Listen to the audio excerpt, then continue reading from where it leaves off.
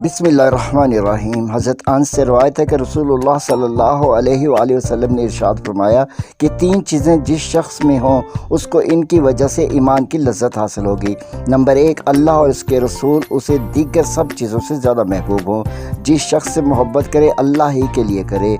जब अल्लाह ने उसे कुफ्र से निजात दे दी है तो फिर दोबारा कुफ्र की तरफ लौटने को इतना बुरा समझे जितना आग में डाले जाने को बुरा समझता है। मुस्लिम शरीफ हदीस नंबर 167। हज़रत अबू हुरैरा से रवायत है कि रसूलुल्लाह सल्लल्लाहु अलैहि वसल्लम ने इरशाद फरमाया, तुम जन्नत में दाखिल नहीं हो सकते जब तक ईमान नहीं लाओगे और पूरे मोमिन नहीं होगे, जब कि आपस में मोहब्बत नहीं करोगे।